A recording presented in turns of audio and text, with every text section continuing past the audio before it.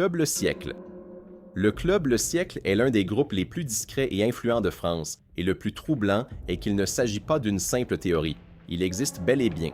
C'est un cercle fermé qui réunit des personnalités politiques, des chefs d'entreprise, des journalistes et des figures clés du pouvoir français lors de réunions privées, loin des médias, loin de toute transparence et sans qu'aucun compte rendu public détaillé de leurs discussions ne soit conservé. Officiellement, il s'agit simplement d'un réseau d'élites, un lieu où des personnes influentes échangent des idées et renforcent leurs relations. Mais lorsqu'on observe les participants, la situation change du tout au tout. Il s'agit de personnes occupant des postes stratégiques au sein du gouvernement, dirigeant de grandes entreprises et contrôlant le discours médiatique du pays. Imaginez maintenant que cela se déroule à huis clos, sans enregistrement, sans procès-verbaux, sans aucune obligation de rendre des comptes au public. Il n'est pas nécessaire de prouver que des décisions y sont prises pour comprendre le potentiel de ce type de réunion. Lorsque les pouvoirs politiques, économiques et médiatiques convergent au même endroit, l'impact peut être discret, mais extrêmement concret. Et cela soulève une question qu'il est difficile d'ignorer. Ces réunions sont-elles purement sociales ou constituent-elles le véritable espace où les décisions commencent à prendre forme? Jour de l'Opus.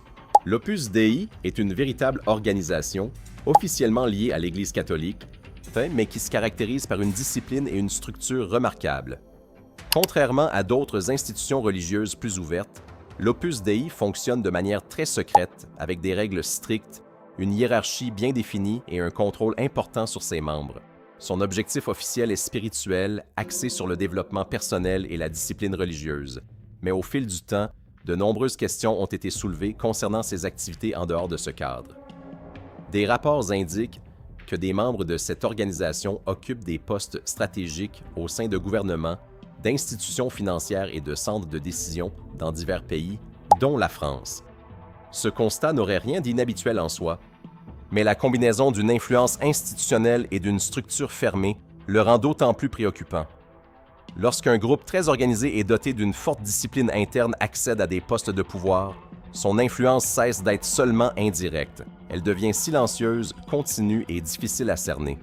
Le plus curieux, c'est que, malgré son statut d'organisation officielle, une grande partie de ce qui s'y passe reste inconnue du public. Et lorsque l'information et le pouvoir sont intimement liés, l'impact peut être bien plus important qu'il n'y paraît. Illuminati.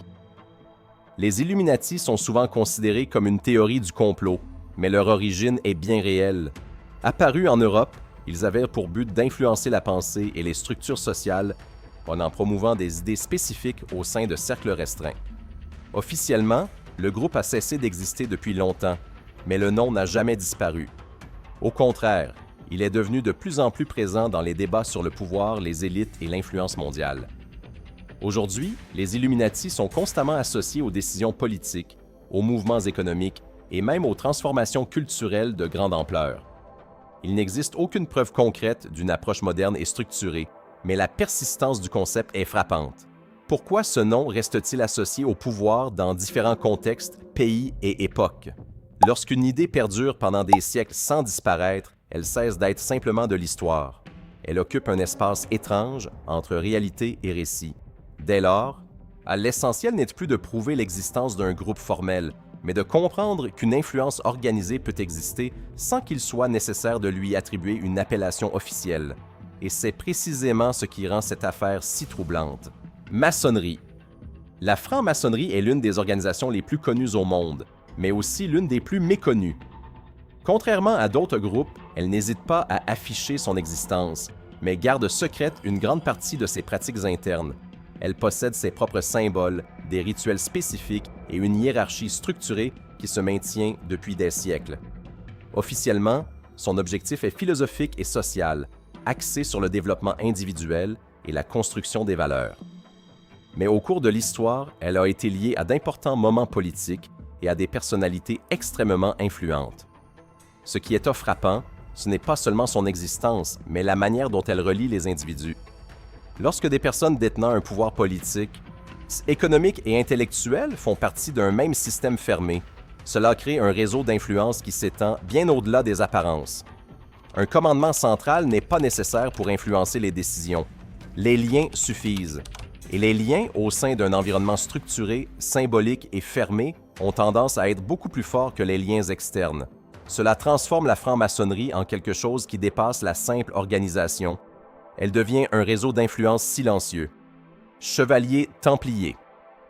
L'ordre des Templiers était l'un des plus puissants de l'Europe médiévale, avec une forte présence en France. Outre leur qualité de guerriers, ils contrôlaient également des richesses, des territoires et d'importantes routes commerciales. En peu de temps, ils acquirent un pouvoir sans précédent pour une organisation de l'époque. Mais ce qui rend cette affaire véritablement troublante, c'est son dénouement. Soudain, l'ordre fut persécuté, ses membres arrêtés et sa structure démantelée sous la pression des autorités.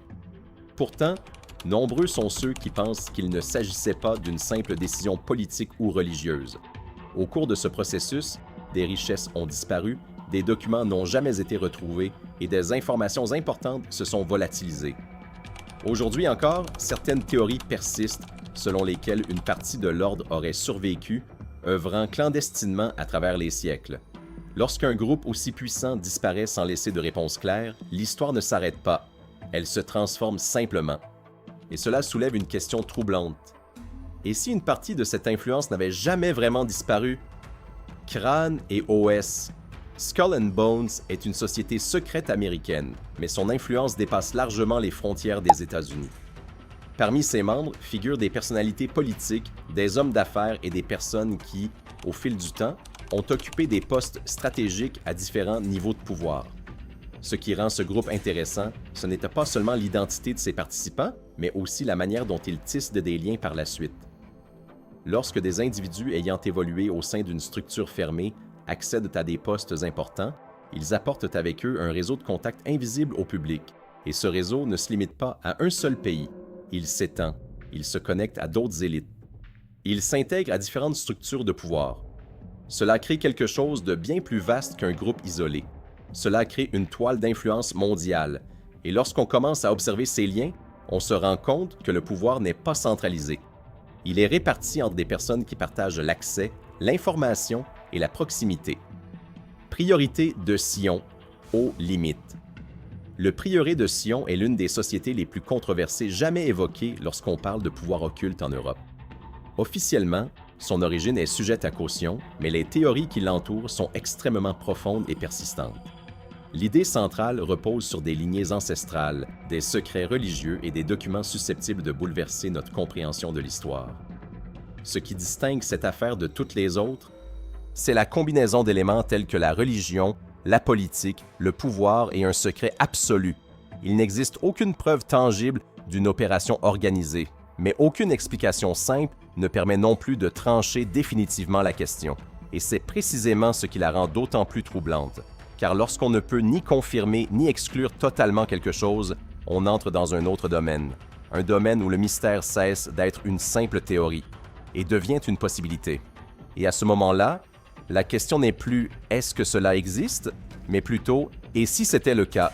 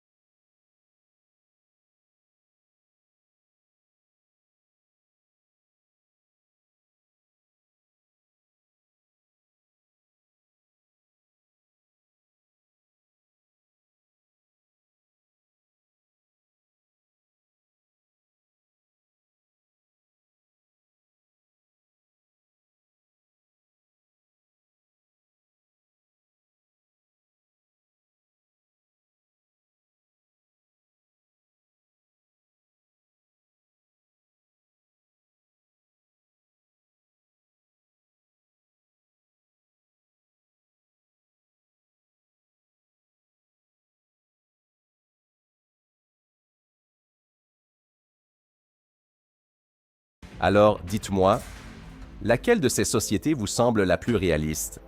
Et laquelle vous paraît la plus absurde? Laissez un commentaire ci-dessous, Je suis curieux de le savoir. Et tant que vous y êtes, dites-moi quel sujet vous aimeriez voir abordé dans ce style de vidéo. Si ce type de contenu vous plaît, n'hésitez pas à liker, à vous abonner à la chaîne et à partager cette vidéo avec un ami. Car ce n'est que le début